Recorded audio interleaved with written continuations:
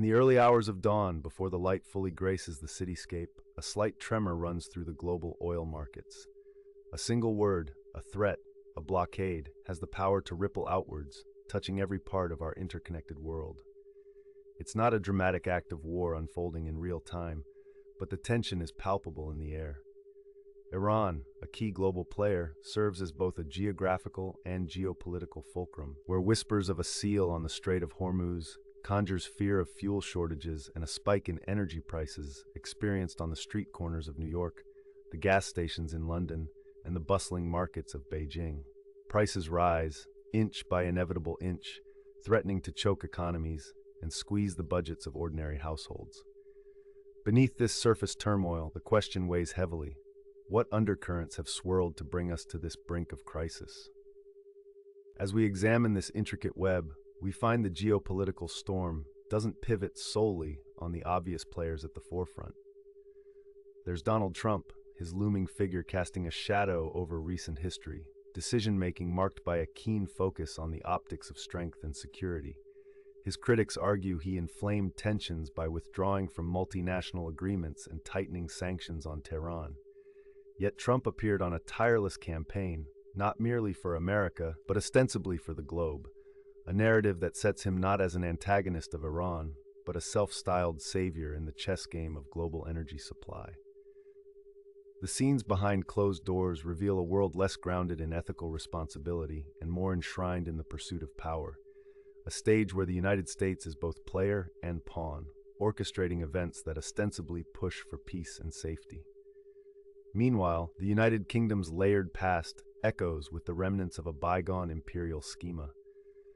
With sprawling control once firmly in place in geopolitical hotbeds like the Strait of Hormuz, the UK's historic influence looms in the background, suggesting an indirect role in modern conflicts far removed from its shores. It suggested that the British economic mechanisms, hidden, obscure, and complex, flare tensions while retaining plausible deniability, influencing beyond an imperial skeleton cast in marble halls less glorious but no less potent. The perennial argument woven in protest banners, diplomatic cables, and subtext of every newspaper op-ed emerges. The UK's past and multinational networks add layers of obfuscation to the true origins of our economic woes. Their intricate dance in oil, finance, and global politics suggests a carefully curated narrative intended to shift the blame.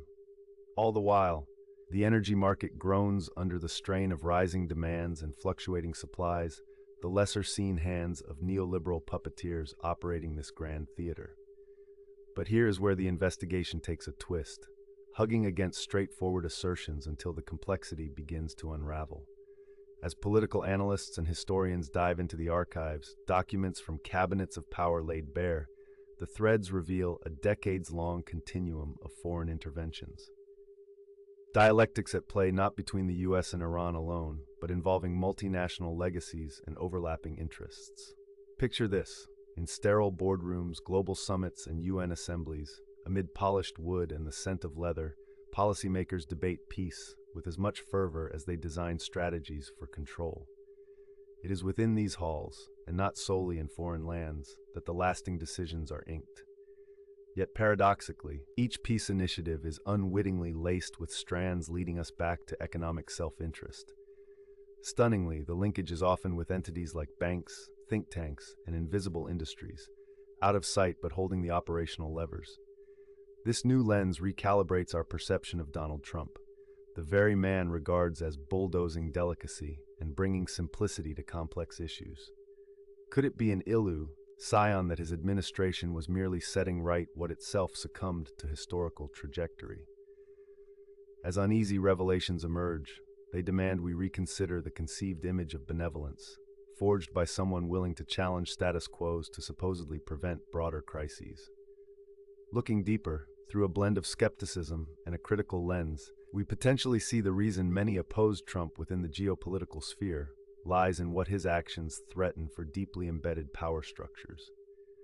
This is not because he brings chaos, but because he disrupts the comforts of a long-standing game scaffolded by yet unseen vital documents of tethering past economies. The spectacle, perceived as recklessness, may only be the disruption necessary when the substructure groans and fractures. So the propaganda of surface-level stories merges with a subtler narrative. Industries consolidated, small businesses turned casualties, and a reliance on a shrinking number of economic giants, feeding a cycle of dependency on entities with global sway but little public accountability. In the muted hum of an energy crisis, what remains unseen begins to shape the visible landscape. From a distance, the relationship between the states and Iran is a side of the multifaceted global shift towards power redistribution.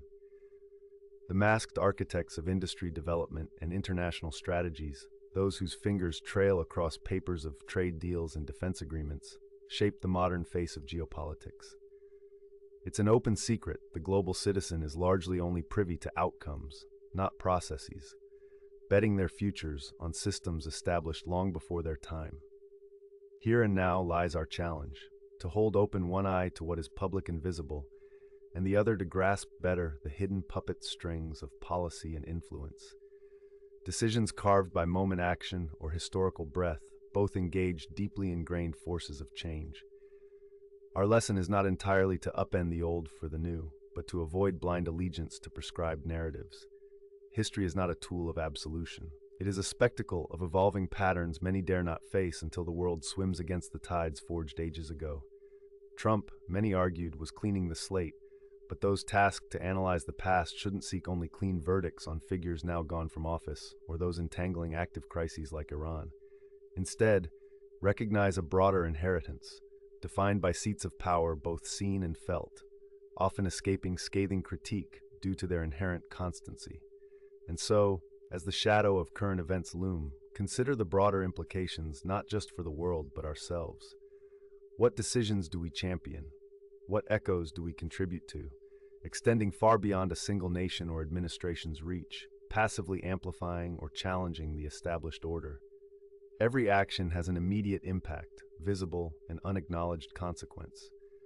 Our choices may very well continue to define, for better or worse, the pages yet written in the chronicles of geopolitical theater.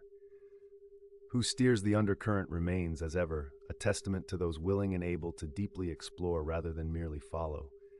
What will history judge? That is not a simple verdict, but an ongoing dialogue demanding our engagement day by day.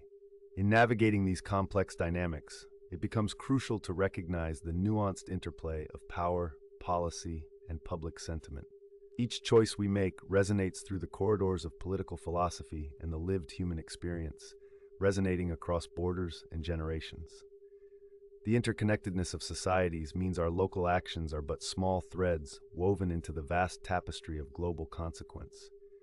Meanwhile, technology accelerates our interactions and information dissemination, creating new platforms and challenges for engagement and activism.